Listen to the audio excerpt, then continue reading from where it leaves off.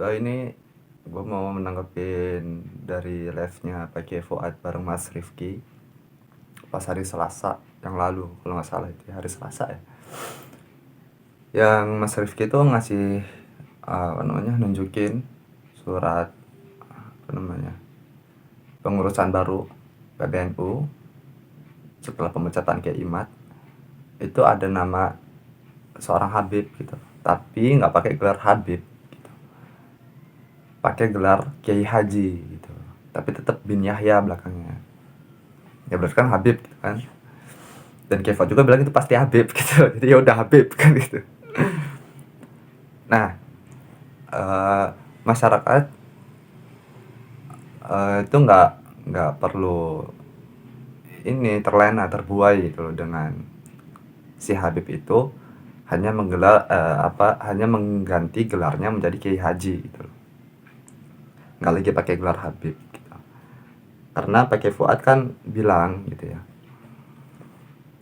yang kayak gitu tuh nggak ini gitu loh, ngerubah gelar itu nggak berarti apa-apa gitu loh. Bukan berarti dengan mengubah gelar menjadi Kiai Haji, Habib tersebut layak untuk diikutin gitu loh, layak untuk didekatin dan dikasih tempat gitu loh, dimanapun dia berada gitu kan.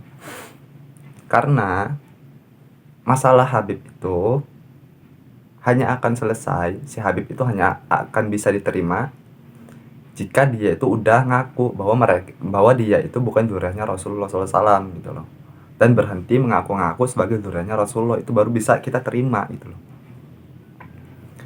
Nah itu kan memang masuk akal gitu loh, Kiai Fuad bilang begitu gitu. Karena memang masalah Habib itu ada di pengakuan mereka sebagai zuriat Rasulullah gitu loh, sebagai anak cucu Rasulullah garis laki-laki lurus gitu loh. Itu masalah Habib-Habib itu gitu loh, di situ gitu. Jadi ya kalau masyarakat itu mau selamat, jauhilah Habib-Habib gitu loh. Mau dia pakai gelar kiai atau pakai gelar ustadz, kalau dia Habib dan belum ngaku sebagai bukan zuriat Rasulullah SAW gitu ya, garis paternalnya itu terputus gitu, itu wajib kita jauhin gitu loh. Wajib kita jangan beri tempat gitu loh kepada dia itu gitu. Karena kerusakan-kerusakan yang kita alami sekarang gitu kan, itu bermula dari klaim nasab palsu itu gitu. Dan memang Habib-Habib itu kan dari dulu memang begitu gitu. Kalau kita ngikutin polemik nasab ini dari awal gitu ya, terus kita ngikutin terus tanggapan-tanggapan dan tulisan-tulisannya Kiai Imad gitu ya, kita akan menemukan bahwa memang Habib-Habib itu di zaman dahulu juga melakukan hal yang sama gitu, yaitu suka nyantolin nasab mereka itu ke nasab orang lain yang mereka anggap sebagai zuriatnya Rasulullah garis lurus laki-lakinya gitu loh. Kan gitu kan. Pertama nyantol ke A misalnya, ke nasab yang ini gitu kan, yang mereka anggap zuriat Rasulullah, karena mereka ingin juga dianggap sebagai zuriat Rasulullah garis laki-lakinya lurus gitu kan, mereka nyantol ke situ kan gitu. Terus terbukti nih yang ini salah, keliru kan gitu, nggak nyambung ke Rasulullah, pindah lagi yang lain kan gitu. Ya sama kayak ini gitu loh, pakai gelar Habib kayaknya udah nggak bisa gitu kan, pakai gelar Kiai Haji gitu, tapi tetap aja ngaku sebagai zuriatnya Rasulullah gitu loh. Atau membiarkan masyarakat menganggap dirinya itu garis paternalnya itu sebagai zuriatnya Rasulullah SAW gitu loh, dengan bukti yang sudah jelas bahwa mereka itu garis paternalnya, garis laki-lakinya itu terputus dari baginda Rasulullah gitu loh. Mereka itu orang Yahudi Askenazi gitu loh, garis lurus laki-lakinya gitu. Jadi masyarakat jangan mudah terbuai, jangan mudah terlena gitu dengan hanya melihat kelakuan Habib-Habib yang seperti itu gitu loh. Intinya kalau misalnya mereka itu belum ngaku sebagai bukan zuriat Rasulullah garis laki-lakinya itu, maka kita jangan mendekati mereka gitu loh. Itu himbauan dari Kiai Fuad, dan itu memang masuk akal. Sekali lagi memang masuk akal gitu loh, apa yang disampaikan Kiai Fuad itu kalau dipikir-pikir lagi emang iya gitu loh, emang iya gitu. Kalau enggak ya kerusakan-kerusakan yang seperti ini atau akan lebih parah lagi gitu ya, itu akan terjadi terus menerus gitu loh. Tuh.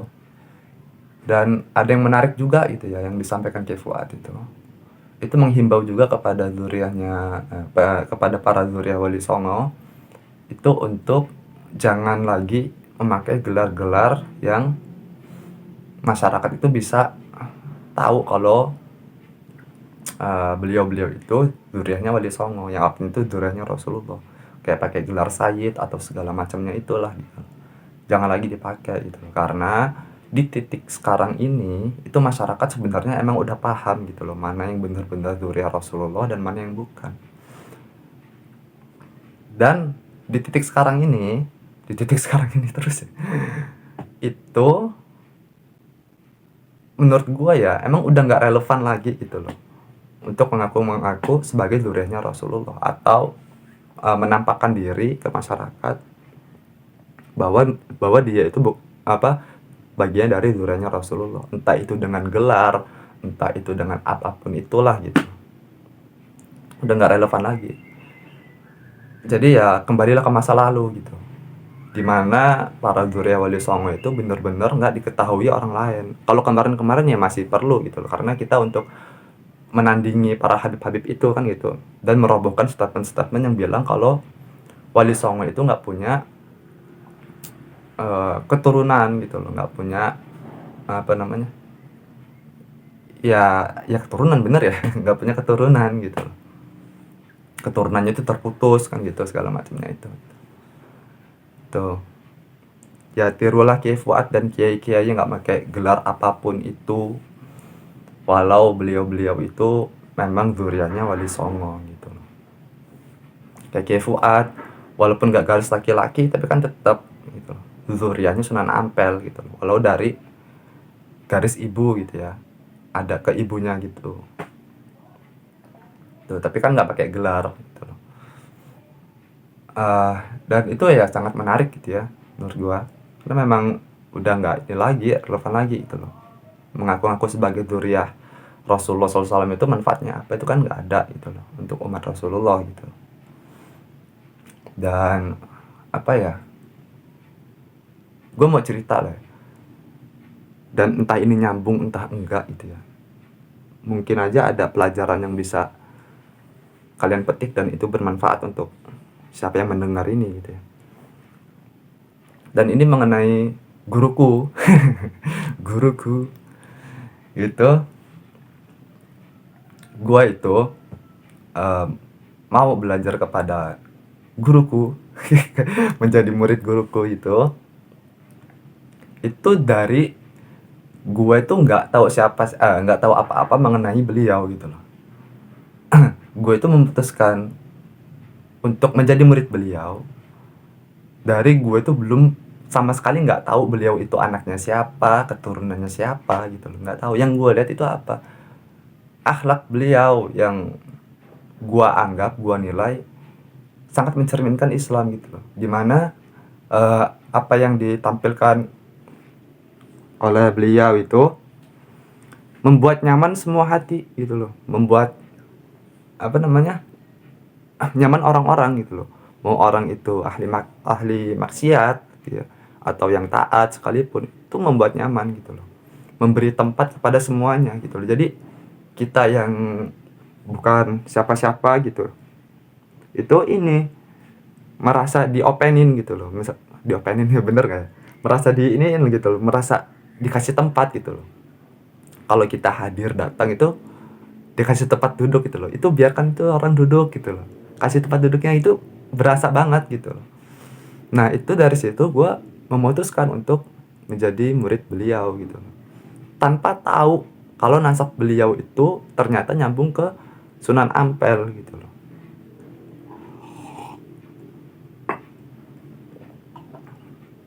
Dan setelah gue memutuskan untuk menjadi murid beliau karena gue nyaman banget kan gitu, hati gue tuh enak banget gitu loh sama beliau itu, gue berangkat ke sana kan gitu. Nah pas di bus itu bapak gue baru bilang gitu loh, itu bapak gue malah yang ngasih tahu gue gitu loh, karena bapak gue itu nyari tahu lah siapa sih beliau itu kan gitu di sosial media gitu kan, di YouTube dan yang lain sebagainya gitu. Ngasih tahu gue, ternyata masih duriannya Sunan Ampel gitu loh. Dan reaksi gue saat itu sama sekali nggak apa ya, nggak sumringah, nggak seneng, nggak apa, sama sekali nggak kayak begitu gitu, kayak biasa aja malah gitu. Ternyata masih duriannya Sunan Ampel. Oh ya udah gitu loh. Karena gue sama sekali nggak tertarik sama siapa apa nasab beliau gitu. Gue nggak sama sekali nggak tertarik sama nasab beliau gitu. Yang gue tuju adalah sikap beliau gitu loh. Yang menjadi alasan kenapa gue ingin mendekat kepada beliau itu adalah ya sikap beliau yang menampilkan Islam dengan si Islamnya gitu loh, dengan perilaku, dengan budi pekertinya baginda Rasulullah SAW gitu loh, mirip seperti Rasulullah SAW gitu loh. Membuat hati gue nyaman, membuat gue senang gitu loh. Itu yang gue tuju itu loh, bukan nasabnya itu gitu. Jadi ya kalau kita balik lagi ke pembicaraan sebelumnya, pengakuan nasab sebagai zuriatnya Rasulullah SAW itu kayaknya nggak ada manfaatnya. Memang untuk gue pribadi kayaknya iya gitu loh, karena gue memang sama sekali nggak mandang orang itu dari nasabnya siapa gitu loh. Termasuk gue dalam memilih guru itu tidak melihat nasab guru gue itu jalurnya itu kemana gitu, enggak gitu loh, sama sekali enggak gitu. Eh, Setelah memutuskan jadi murid, nah baru tahu gue kalau nasab beliau itu nyambung ke Sunan Ampel gitu. Dan itu cerita aja, mungkin ada manfaatnya yang bisa diambil gitu ya. Dan ya kayaknya udah mau ngomong gitu aja ya, mau cerita-cerita gitu aja. Kasih teman-teman.